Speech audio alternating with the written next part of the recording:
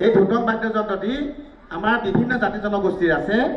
আমি ঢোটং বুলি কওঁ, মিচিংসকলে ডুমপাক বুলি কয়, কিন্তু বাদ্যযন্ত্ৰটো প্ৰায় একেই। আমাৰ পেটত এনেকৈ প্ৰেছ কৰি পেলাই, পেটত জোৰ দি পেলাই বাদ্যযন্ত্ৰটো বজায়। মই অকণমান মাতটো ইয়াক শুনাই দিছোঁ।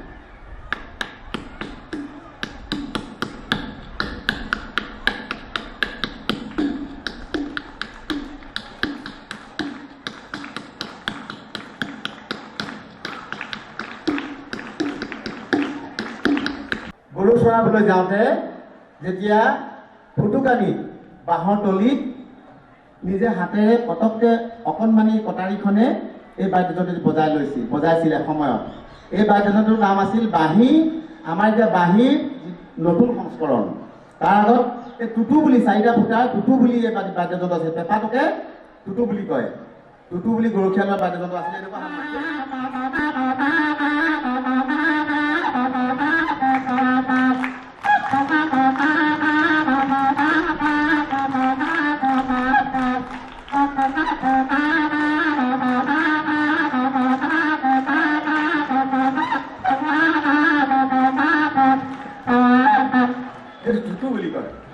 আৰু এটি সকলোৱে জানে যে এই বাদ্যযন্ত্ৰটি সকলোৱে জানে যে ইয়াৰ নামটো সুতুলি।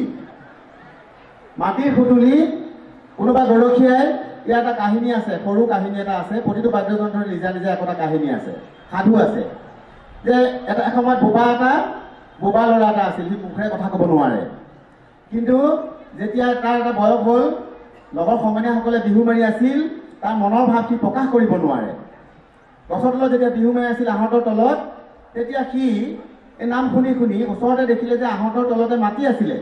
মাটি অকণমান লৈ এনেকৈ বুঢ়া আঙুলিটোত আমাৰ যিটো ঘিলা পিঠাৰ নিচিনাকৈ মাটি অকণমান লৈ পেলাই প্ৰথম অৱস্থাত সি আঙুলিত এনেকৈ প্ৰেছ কৰি পেলাই এনেকৈ জোৰ দি এই সুতুলিটো তৈয়াৰ কৰিছিল। তাৰপিছত দেখিলে এনেকৈ ফুটা এটা দিলে। তাৰ নামটো আছিলে ফটোলা। বুলি কয়। এই ফটোলাই পিছত গৈ পেলাই যেতিয়া বাকীসকলে নামত তাৰ মনৰ ভাৱবিলাক প্ৰকাশ কৰি কিন্তু ফুতুলাই নোৱাৰিছিল। ফুতুলাই হয়তো এই মাটিৰে সুতুলিটো নিৰ্মাণ কৰি পেলাই এনেকৈ প্ৰথম বজাই দিলে।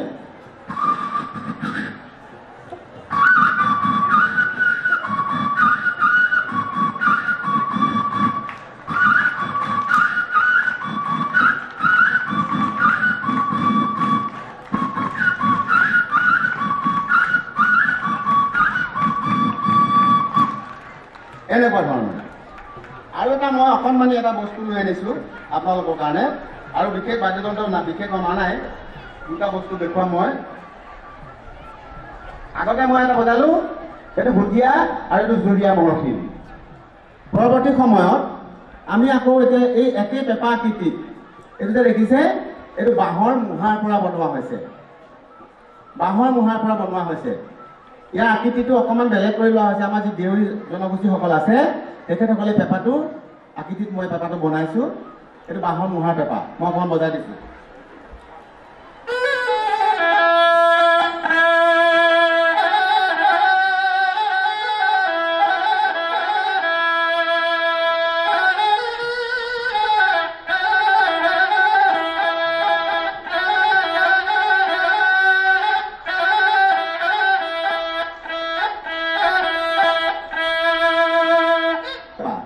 আপোনালোকে এইটো দেখিছেনে? এইটো মহৰ শিং। আমি যদি চাওঁ, ভগৱান শিৱৰ কঁকালতো এনেকুৱা শিঙা এটা আছিল।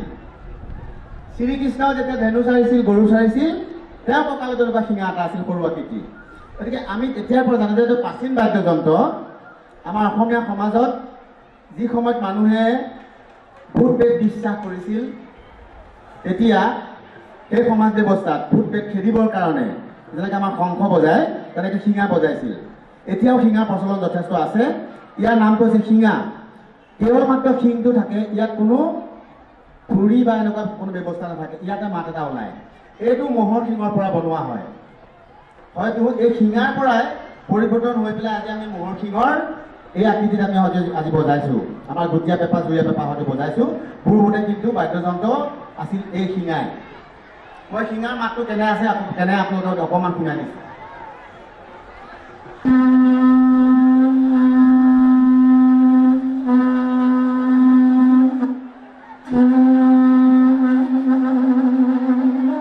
বিহুত বিশেষকে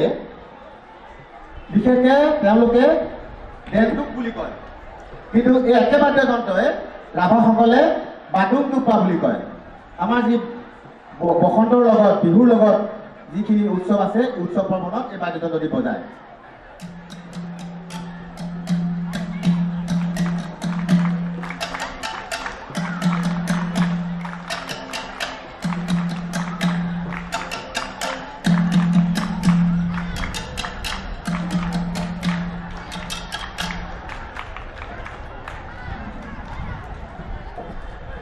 এই টোপোলাৰ পৰা যিকেইটা মই আনিব পাৰোঁ সৰু সৰু কেইটামান বস্তু আপোনালোকৰ আগত পৰিচয় কৰাই দিলোঁ।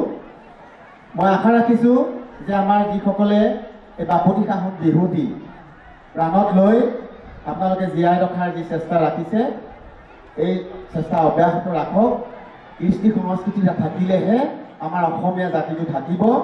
আৰু সদশেষত বিশেষকৈ এই ডনবস্কোই এই বাপতি সাহোন বিহুটিক কেন্দ্ৰ কৰি যি বসন্ত উৎসৱ আপোনালোকে আয়োজন কৰিবলৈ লৈছে, এই ছাত্ৰ ছাত্ৰীসকলক এই বাকৰিক যি বিহুৰ সোৱাদ দিবলৈ লৈছে তাৰ বাবে মই এই ডনবস্কো পৰিয়াললৈ পুনৰবাৰ মই সেৱা নিবেদিছোঁ। কিয়নো ছাত্ৰ ছাত্ৰীসকলে তেতিয়াহে আমাৰ জাতিৰ আমাৰ কৃষ্টিৰ গোট পাব। এই গোট পালেহে আমাৰ জাতিটো সদায় জীয়াই থাকিব। সদশেষত মই এটি বিহুৰ যোজনাৰে মোৰ অনুষ্ঠান মই সামৰণি মাৰিছোঁ। গৰু বিহুৰ দিনাখন বস্ত্ৰ দান কৰি তেহে পাব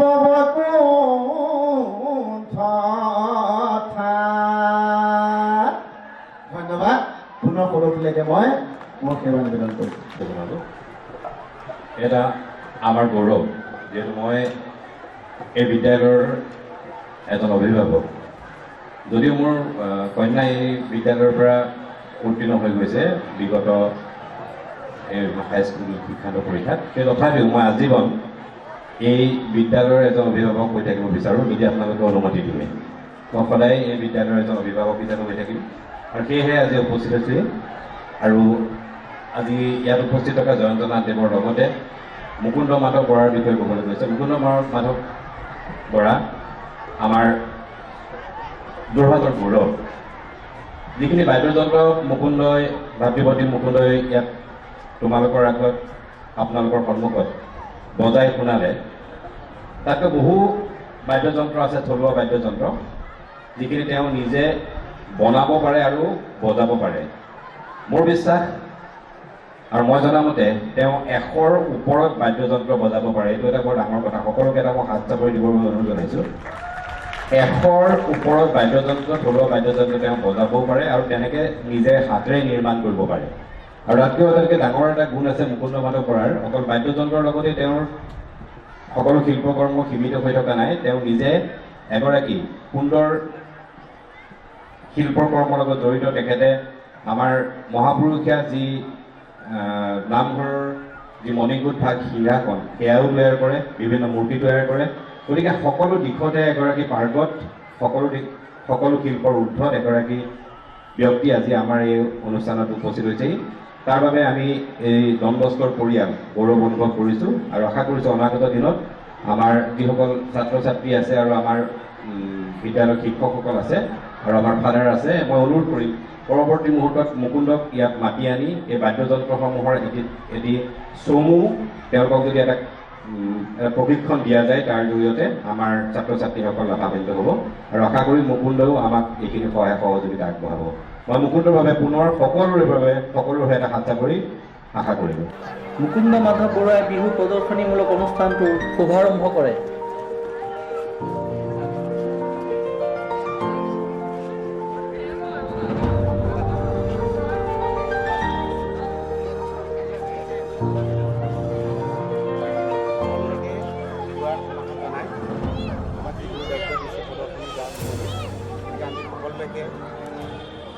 সেৱা জনাই আমি দ্বাৰ মুকলি কৰি লৈছোঁ।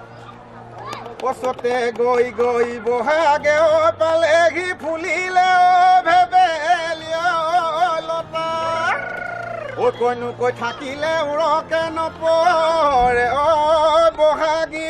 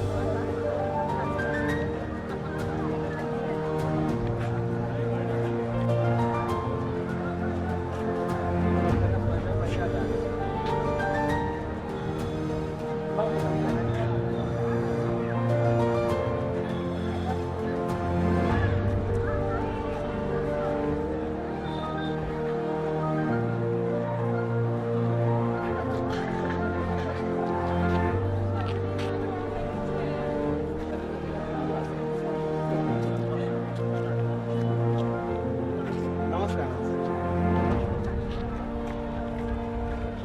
চাল আছে নাই? খাব লাগিব। ঠিক আছে।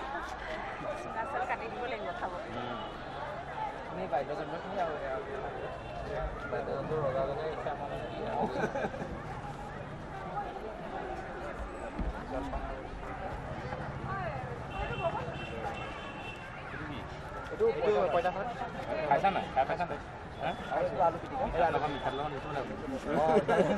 আৰু গৈ মাছৰ পিটিকা লাগিব। গৈ মাছ ভাল লাগিছে।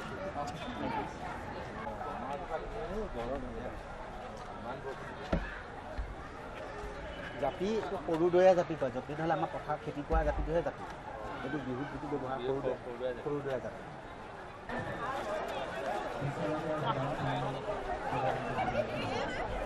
স্কুলখনৰ ছাত্ৰ ছাত্ৰী অংশগ্ৰহণ কৰাৰ লগতে অভিভাৱকসকলৰ উপস্থিতিত এক আনন্দ উৎসৱমুখৰ পৰিৱেশ বিৰাজ কৰে।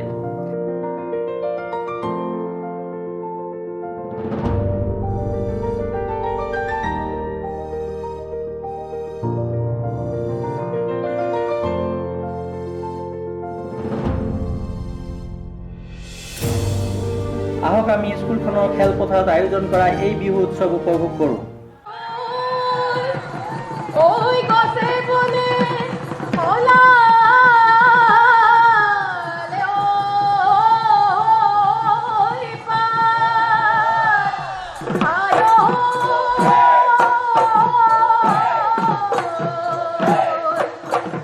এই ধুলে ঘুমালে ওই বেহাই নহর শুনিলে ওই বিহু বিহু লাগিছে গান।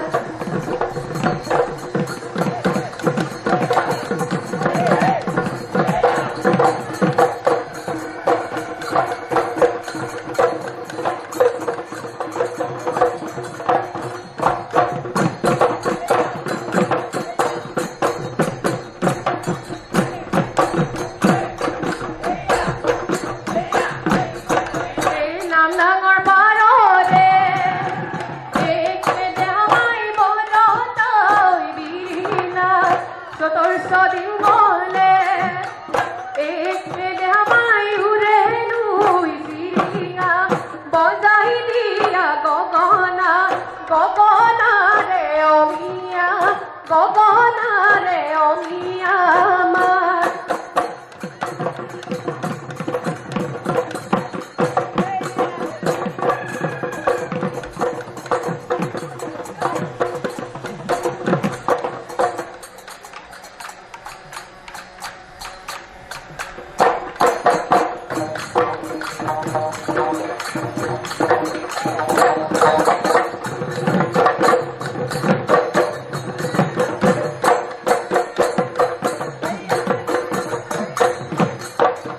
নইরে পাররে এমা বন্ধুরালি ওই ঢেকিয়া পুরালি ওই ঢেকিয়া নিতো নুনিয়া নিতো নুনিয়া বাহে তোমারে দেখিয়াই এমা কল মনতে মোৰ পৰিব মনতে মোৰ পৰিব নিহানো মোৰ টোপনি নিহানো মোৰ টোপনি নাহে।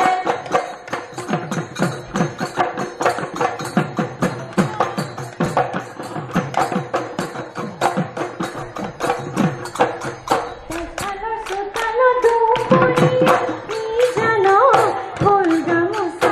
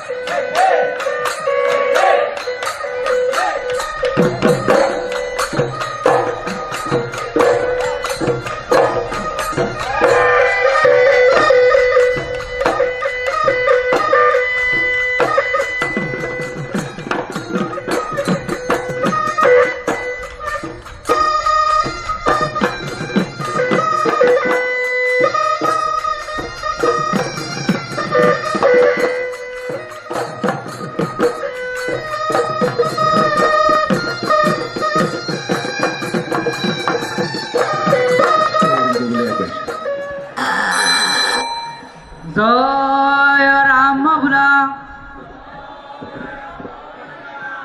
জয় হৰি ভোলা ৰাইজৰ কুশলতে ভোলা জয় হৰি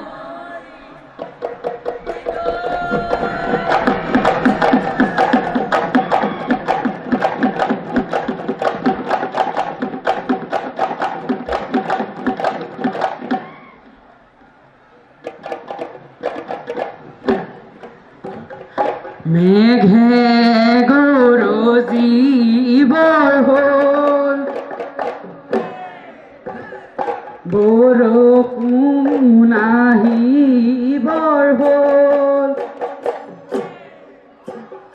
গছে উকুহি পাত মেলিবৰ হ'ল ঢোলেটি কান্ধত লৈ পেপাতি মুখত লৈ ঢোলেটি কান্ধত লৈ পেপাতি মুখত লৈ ঘৰে ঘৰে বিহু মাৰিবৰ হ'ল ঘৰে ঘৰে বিহু মাৰিবৰ হ'ল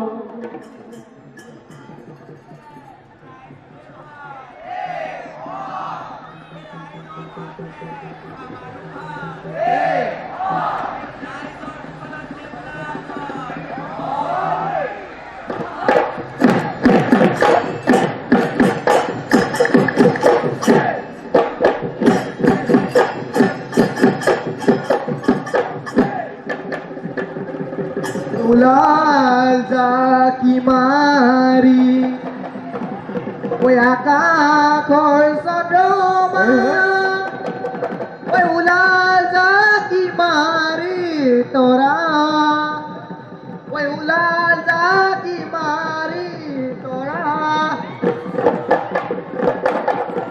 ঐ ওলাল জাকি মাৰি ঐ আমাৰ নাচনি ঐ সমাজৰ মাজৰে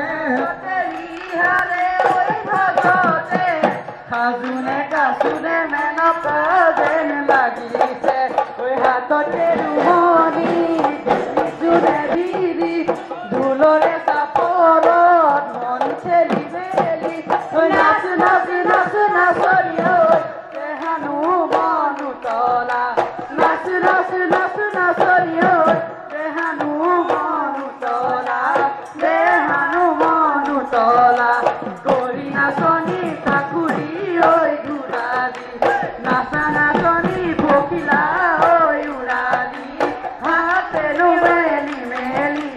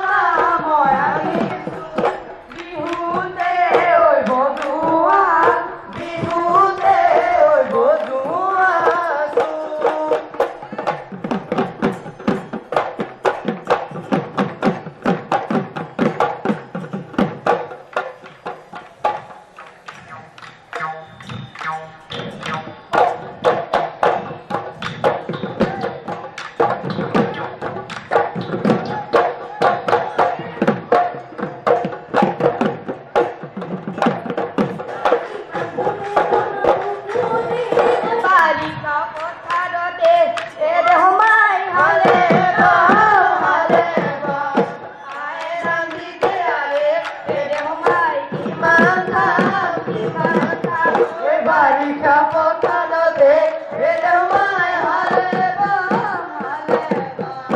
আয়ে ৰান্ধি দিয়ায়ে মাই কিমান কাম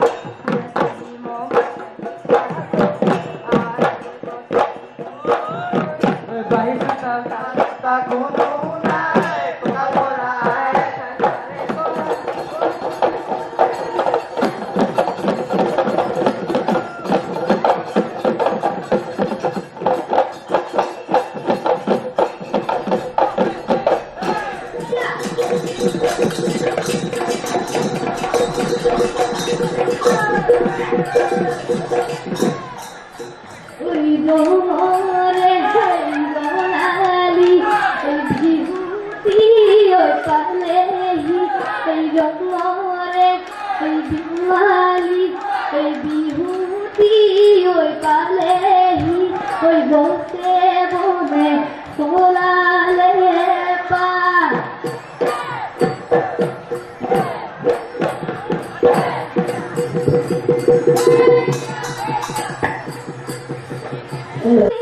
তৰা ঐ ওলাক যাক কিমাদি ঐ আমাৰ নাচনী সমাজৰ মাজৰে পৰা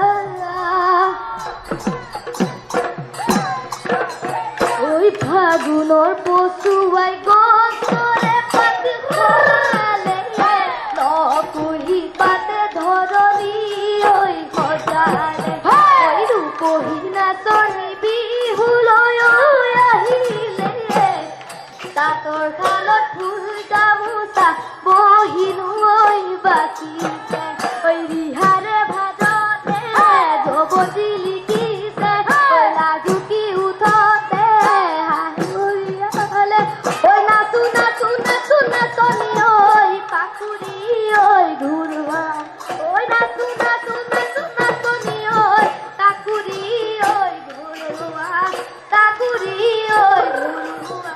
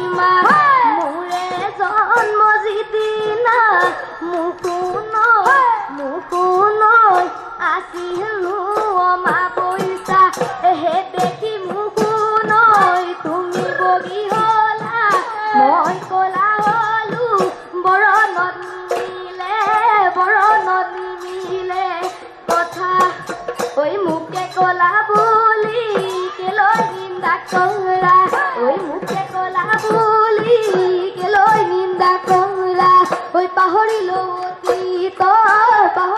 অতীতৰ ব্যথা